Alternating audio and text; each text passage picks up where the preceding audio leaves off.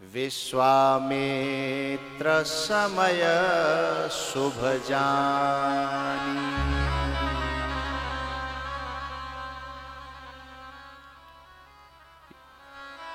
विश्वामित्र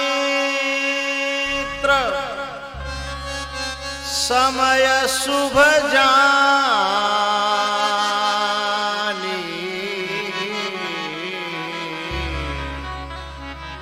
जनक की सभा में अनेकों राजा महाराजा धनुष तोड़वे के लिए आए, तोड़वे के लिए गए, लेकिन सब हार हुर के बैठ गए।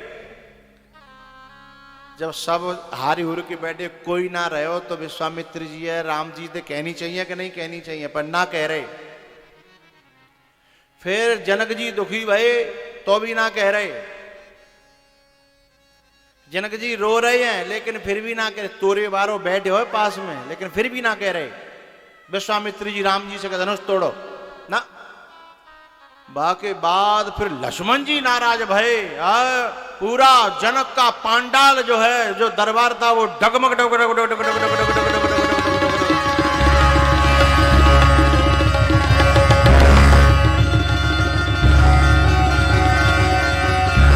डगमगान मही दिग्गज डोले, वचन सकोप लखन जब बोले। पूरा दरबार हिला दिया। और जब राम जी को लगा कि मामला बिगड़ने वाला है, इशारा किया आंख का, नैन तरेरे राम। लक्ष्मण जी आकर के बैठ गए पीछे। अब विश्वामित्र जी ने अपना पत्र खोला, चौगड़िया देखा, भद्राएं देखी हैं, चंद्रमा देखा, और सब देख करके कहा कि विश्वामित्र समय शुभ जानी।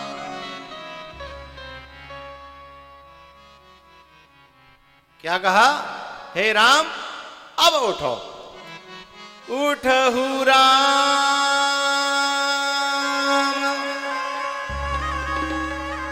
भंजहु भव चापा,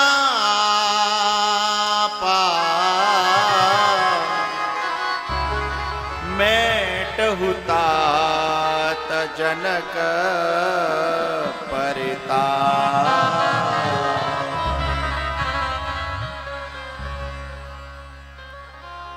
लेकिन भैया विश्वामित्र जी ने कौन सा पत्रा देखो, कौन सा पंचांग देखो? काशी वारो ना।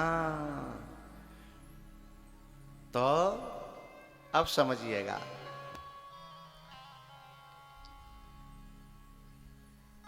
अहंकार है धनुष, अहंकार है धनुष। सीता जी है भक्ति, राम है ज्ञान, लक्ष्मण है वैराग्य। जनक के आंगन में, जीव के आंगन में ये खेल हो रहा है। जनक जो है धन्य धन्य होना चाहता है, लेकिन वो धन्य धन्य जीव तब तक नहीं होगा जब तक अहंकार जिंदो बैठो है। ज्ञान कितनों हो जाए, ज्ञान कितनों हो जाए, जब तक अहंकार नहीं टूटेगा तब तक बाकी जीवन में सीता, राम और लक्ष्मण, ज्ञान, वैराग्य और भक्ति का संपूर्णतया मिलन हो नहीं सकता। ये बाधा है, अहंकार धनुष बाधा है। लेकिन धनुष टूटे कब? अहंकार को तोड़ा कब जाए, इसका मुहूर्त देखा।